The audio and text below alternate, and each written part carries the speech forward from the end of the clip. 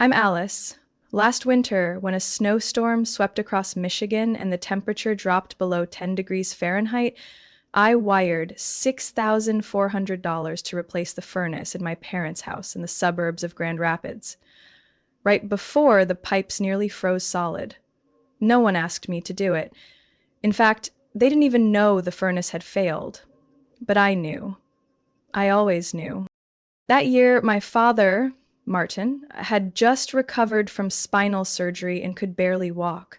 My mother, Carol, had advanced arthritis, her fingers too stiff to hold a phone for more than a minute. They couldn't get down to the basement to check the system, and my brother Ben was working on music in the garage, meaning he was playing guitar and live streaming riffs that barely got any views. It was also me, the year before, who paid the full $3,890 in property taxes after they forgot and nearly got hit with a penalty. I still remember I was in the middle of a board meeting when Mom texted, "Call me when you have a sec, no rush." That was her code red.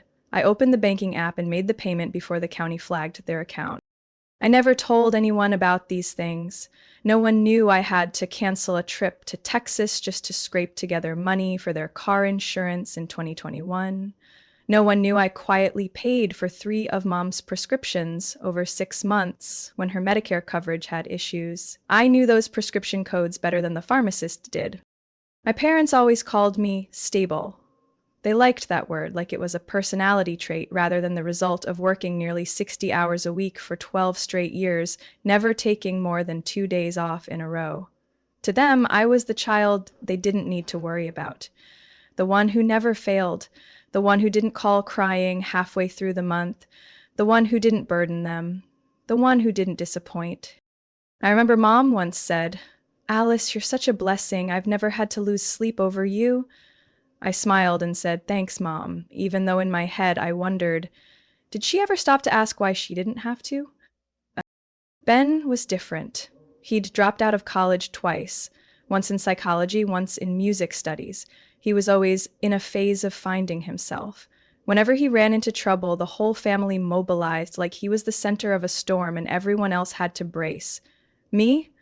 I only came up when a solution was needed. One summer, I visited and found the lawn knee-high. The mower was broken, Dad couldn't fix it, and Ben said he had a guitar wrist strain. I called a landscaping service, prepaid for a month, then climbed a ladder and cleared the gutters myself. No one asked me to. When I got back to Chicago, Mom texted, "The house looks great. Ben must have cleaned up, huh?" I read it and let out a dry laugh. I didn't help to be praised. I helped because it was my home, my family. But over time, I started to wonder, did anyone really see what I was carrying? Or did they only see the things I made disappear? That house. I pulled it back from the brink more than once. But they never named me in their stories of being saved. They just said, "Good thing we have Alice. She's resourceful." Then immediately moved on to talk about Ben's latest idea for a soundtrack to some indie animated film. I stayed silent for years, but something in me started to crack one morning in March when I happened to notice a beige folder on the dining table, and inside it, the quiet confirmation that everything I'd done had never been seen as worth naming. That afternoon, I drove to my parents' house as usual, carrying a bag of prescriptions from Walgreens that I had paid for in advance. 3 types of blood pressure meds for my mom, arthritis medication, and a bottle of multivitamins she always forgot to take. My dad had texted earlier asking if I could help scan some documents for his new insurance application. The printer at their house was ancient, constantly jamming, and he never remembered where the power button was.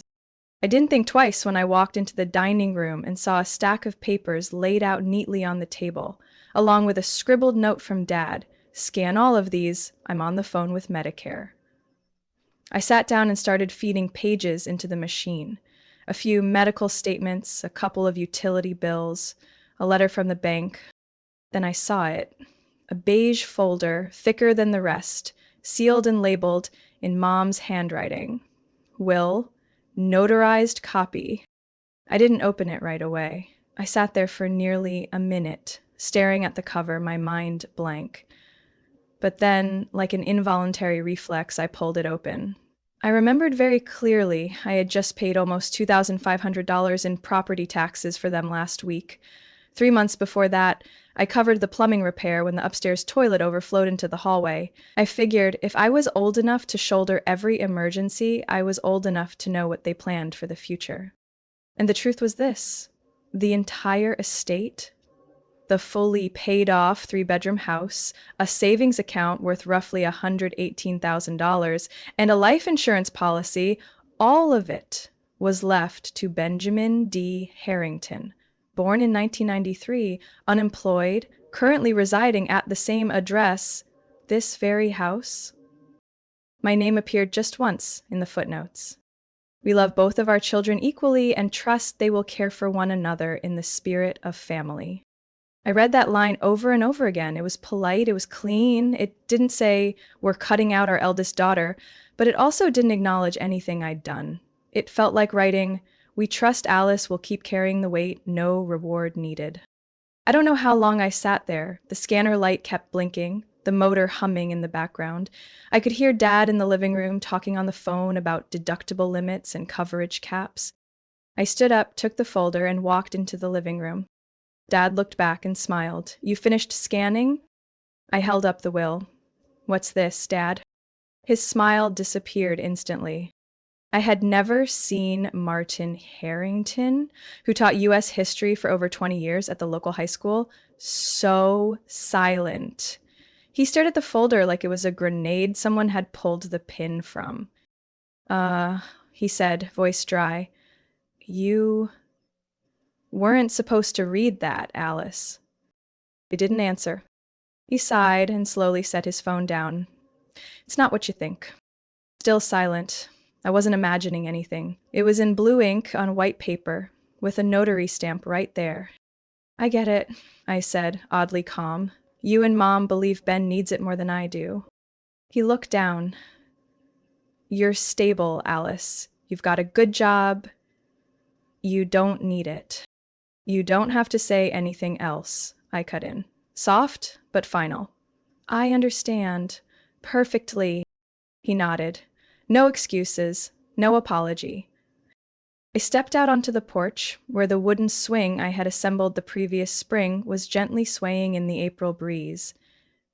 That day, I had also called a contractor to fix the collapsing front step. Ben had said he was allergic to sawdust. As always, I had reached for my wallet like a machine that didn't question commands. I sat on the swing, eyes drifting to the backyard. A neighbor's dog barked in the distance. My chest tightened, not from anger, but from emptiness. For the first time in my life, I wondered, if I stopped showing up, would they even notice? The wind brushed through my hair, carrying the soft clink of the wind chime in the corner of the porch. I remembered. I had ordered it from Etsy, a Christmas gift. Ben had given Mom a handwritten card with 3 awkward lines of rhyme. She said she loved both gifts equally. I closed my eyes. There was no more pain in me, only something growing stronger, awakening. I was still sitting on the porch when my mother, Carol, opened the door and stepped out. She was wearing the faded pink cardigan I gave her for Mother's Day 2 years ago, the tag still attached because she had forgotten to cut it off.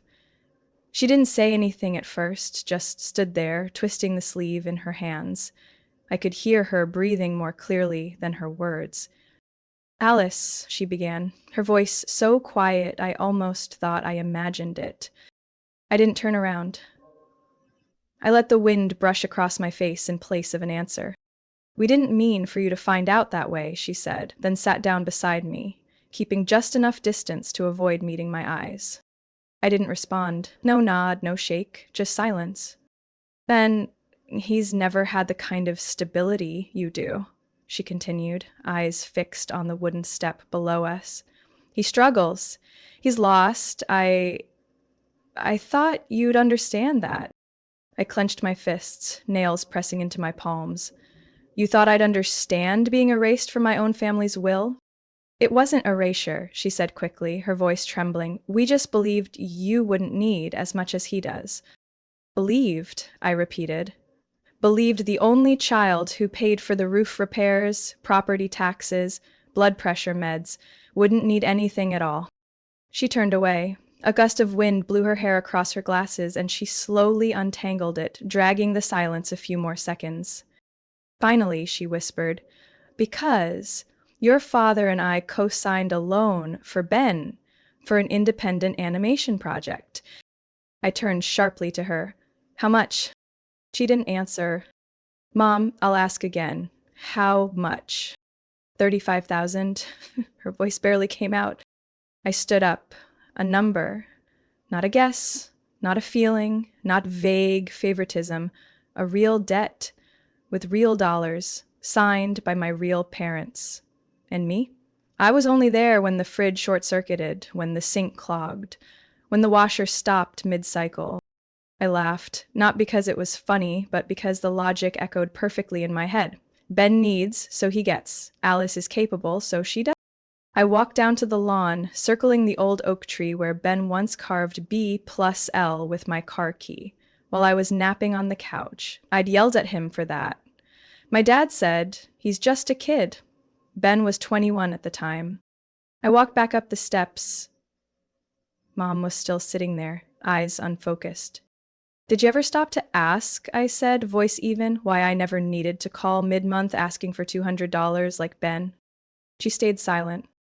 "Because I'd been cleaning up messes since I was a teenager," I continued. "I didn't choose that role, but every time Ben failed, I patched it up.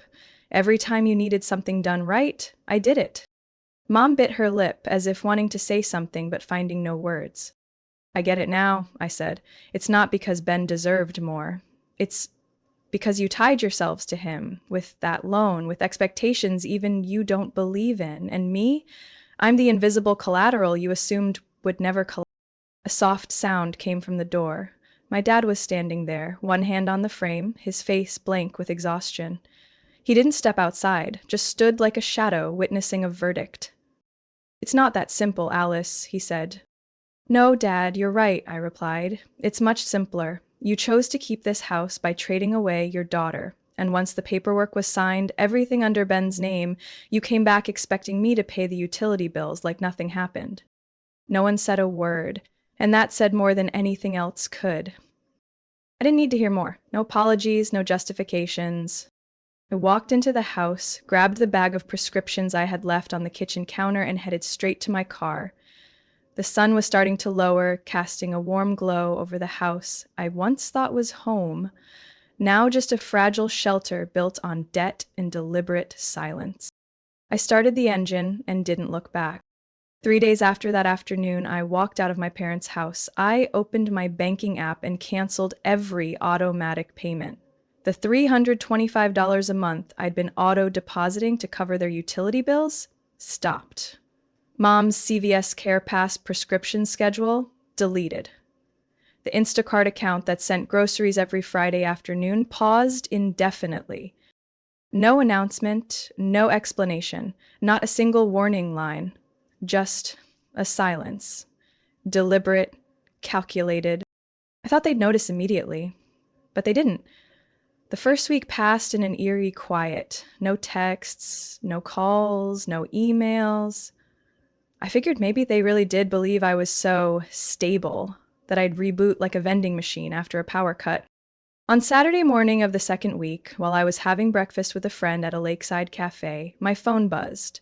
A message from Dad. "Alice, the gas bill's higher this month. Can you check the account? See if we're covered?" I set the phone down, didn't reply. In my mind, a familiar voice echoed, "Help, like always." That afternoon, another message came, from Mom. I forgot the low-sodium crackers. Ben didn't remember either. "Are you stopping by Whole Foods?" I didn't open it, left it unread. By week 3, the break in rhythm began to rattle them. This time, Mom didn't include a greeting.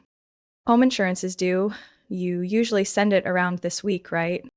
I read the message and typed a single line. "Ask Ben. It's his house now." I didn't wait for a response. Didn't wonder what they'd say next.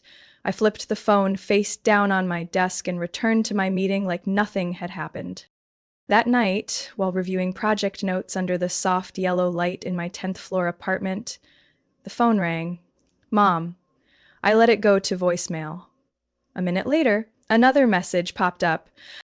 Don't be like this, Alice. We need to talk. But I knew what talk meant. It wasn't conversation, it was recovery. They wanted me to slide back into place. The fixer, the scheduler, the silent backbone. The one who kept the machine running so no one else had to get uncomfortable. The next day, Ben chimed in. Alice, this is getting out of hand. Just help them like you always do. Don't turn this into a drama. I replied with one line. You're the one they chose, so step up and act like it. No reply. I started sleeping better. No waking up at 2 a.m. to a text from Mom asking about a password. No scrolling through their payment due dates before my own calendar. I had breakfast alone, read weekend novels, even planted 2 new basil pots on the balcony, something I kept putting off because I had to run back home and cook dinner for Mom and Dad. A week later, my bank app notified me of a Zelle request. Amount $2,850. Memo. This month's mortgage plus late penalty. Urgent. No greeting, no explanation, not even a please. My tap declined. 3 minutes later, Dad called. I didn't answer. An hour after that, Mom texted. Annalise, if you don't help, we could lose the house. I stared at the screen for a long while, then quietly set the phone down and kept cooking dinner. For the first time in years, I cooked just for myself. Not to drop off later, not to freeze for them, not to portion out for anyone else. That night, I stood at my living room window looking out over the city. The soft gold of the streetlights made everything feel still, but inside me, it wasn't stillness. It was change. Not an argument, not a dramatic exit, just withdrawal.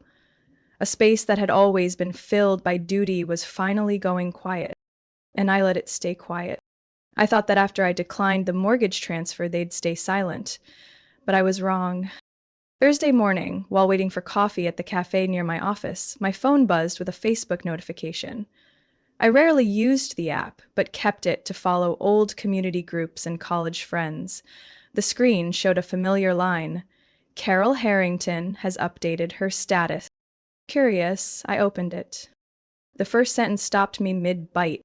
We've spent our lives loving, raising, and sacrificing for our children, but sometimes even that's not enough. Below was a photo of my mother standing on the front porch, the one where I'd installed the swing, trimmed the lawn, and fixed the gutters in silence. The lighting was soft, evoking sadness, pity. Within an hour, the post had dozens of likes. My aunt on Dad's side commented first. Carol, you're such a wonderful mother. Not every child knows how to appreciate that. A distant cousin I hadn't seen since Thanksgiving in 2012 wrote, This breaks my heart. Kids these days only think about themselves. I hope you find comfort.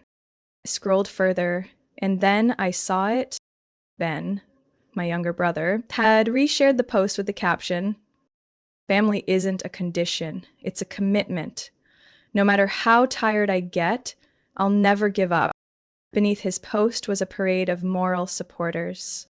Ben, you really are the light of that family. You've sacrificed so much. I hope things get better for you and your parents.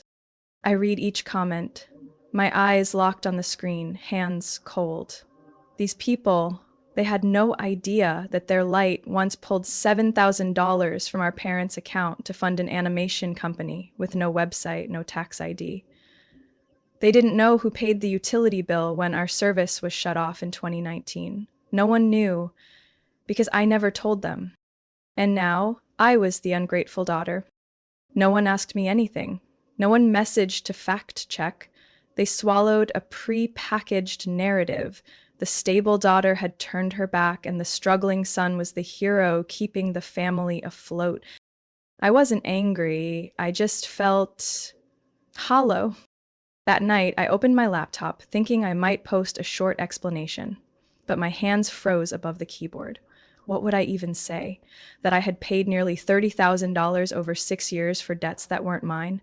That I turned down a job in Austin to stay nearby just in case the water heater leaked again? Those truths, typed out, would only make me look like I was defending myself. And the truth is, I didn't need to prove anything anymore. What I needed was peace. I closed the laptop, turned off the light. But just before bed, a message came in. From Rachel, the cousin I had once been closest to. Are you okay? I don't know exactly what's going on, but I'd like to hear your side if you want to talk. That single message brought tears to my eyes. Maybe not everyone was so easily swept up in a made-up story. Maybe a few people still knew not to rush to judgment.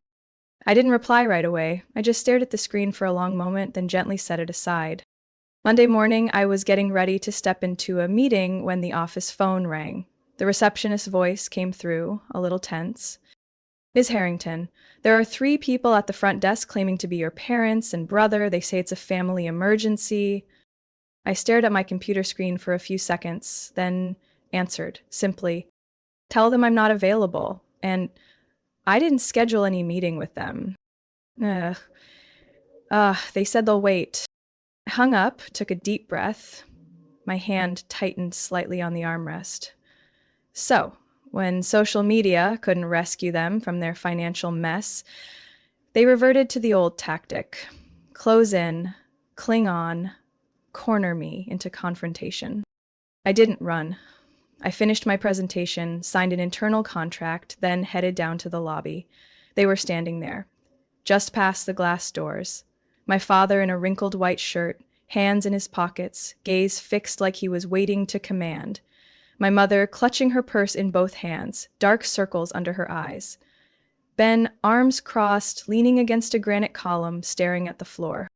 I stepped out of the elevator, no rush, no shock. Alice, my mother called out as soon as she saw me. Her voice trembled, unclear whether from the cold or the fear of what she suspected was coming. I didn't say a word. I stood 3 steps away, far enough to keep boundaries, close enough to not look like I was hiding. My father spoke first. We need to talk. I looked directly at him. And there's nothing to talk about? He frowned. You'd really let us lose the house over a bruised ego? I tilted my head. And you really thought I'd stand still while being erased from my own family? My mother took a step forward, pleading. Don't be like this, Alice. I know you're hurt, but this wasn't intentional. I gave a soft laugh. Not intentional? Carefully wording the will, signing off on Ben's loan, those were all just accidents? Ben cut in. You're blowing this out of proportion. I never asked for any of this. I didn't even know what they wrote in those papers. I turned to him for the first time in years, not looking away. But you accepted it, didn't you? The assets, the title, the role of selfless son. Ben looked down. My mother gripped her sleeve tightly and repeated, You've always been strong, Alice. We thought you understood. All these years, you've never... I cut her off. Because I'm strong, you thought I didn't need anything. Not to be chosen, not to be thanked. Not to be remembered? My father grew impatient, his tone sharpened. We raised you, sent you to school. Isn't it petty to count debts at your age? I nodded slowly. Then consider everything I've done over the years as settling that tab. I don't owe anything now. My mother's eyes welled up. I looked at her, my voice firmer this time. You didn't lose me when you rewrote the will. You lost me the moment you believed I would never walk away. No one said another word. No tears, no hugs, no negotiations. I stepped back. I have a meeting. This is a workplace, not a stage for family theatrics. I'd appreciate your respect. I turned and walked back inside. The sound of the glass door closing behind me felt like the period at the end of a chapter. 2 months after that confrontation in the office lobby, I got an email from the old property alert system I had once set up for my parents, back when I still handled everything for them. The subject line was crystal clear. Foreclosure notice for 2487 Elmwood Drive. I stared at the screen. Not surprised, not angry, just Confirmation. I didn't need to read further to know what had happened. Ben had burned through it all. They were out, and the house, where I once cleaned gutters, replaced bulbs, fixed doorknobs, was now in the bank's crosshairs. I thought I'd feel pain, but the first sensation was relief. I didn't call, didn't email, didn't try to salvage anything. I didn't reach out to our old lawyer to ask for forbearance. I simply shut the laptop, stood up, grabbed my coat, and stepped out of the apartment. The April streets were soft, the sunlight thin like paper, just enough to warm my cheeks as I walked toward the park. For the next week, messages kept coming. A voicemail from my mother. "We don't know what to do, Alice. They say the house will be sealed off next week. Can you help even a little?" A missed call from my father. No message. Just a sigh cut off halfway. Then Ben, one single text. "Everything's falling apart. You happy now?" I didn't respond. Not because I was happy, but because I was no longer obligated to carry the weight of choices that weren't mine. I still went to work, still grabbed coffee at my usual place, still did my grocery run on Saturdays, and over the weekend I planted a new patch of lavender in the corner of my balcony. My apartment had never been this quiet. No late-night calls, no guilt for turning off my phone on Sundays, no mental checklist of gauze packs for mom or premium coverage payments for dad. One late afternoon, driving past the old neighborhood on the way to an alumni dinner, I paused outside 2487. On the lawn stood a sign, "Bank-owned property, no trespassing." The white wooden gate I'd repainted in 2020 had faded. The oak tree in the yard stood bare, its trunk cracked. No one had bothered to prune it. No dog barking, no guitar from the garage, no smell of mom's Sunday cinnamon waffles. I didn't get out of the car, I just sat there, window rolled down, letting the wind move through my hair. I looked at that house, once my whole world, and felt distant. I had kept that place alive, not with brute force, but with wire transfers, self-denial, nights spent closing reports so the bills could be paid for others. I didn't have to burn it down. I just stopped carrying buckets to the fire. And it collapsed on its own. My phone vibrated in my bag. Another call. Mom. Then Dad. Then a voicemail I didn't open. I didn't need to hear to know what they'd say. I simply silenced the phone, dropped it back into my bag, and pulled away. I drove slowly, as if leaving behind not just an address, but a role I'd been forced to play. No anger, no blame, just curtain call. That night, I sat in my little kitchen, a warm amber light falling over the old wooden table I'd bought at a flea market, a steaming cup of peppermint tea in my hands. I didn't need to be seen to exist. I didn't need a will to know my worth. I had written it, line by line, with silence, with responsibility, with the choice not to return. For the first time in years, I wasn't wearing a watch. Wasn't checking a calendar, wasn't scanning my inbox. I just sat there listening to the soft murmur of the city beyond my window, and I knew I was finally free. Alice's story is a clear reminder that sacrifice should never become a lifetime obligation just because of family. When love is weighed against injustice and exploitation, walking away isn't betrayal, it's courage. In real life, if you've ever been seen as the stable one who doesn't need anything, remember, you have the right to be acknowledged, to make choices, and to say no without apology. What do you think of Alice's decision? Was she too cold, or just claiming what she rightfully deserved? Share your thoughts below, and don't forget to follow the channel for more powerful stories about family and life.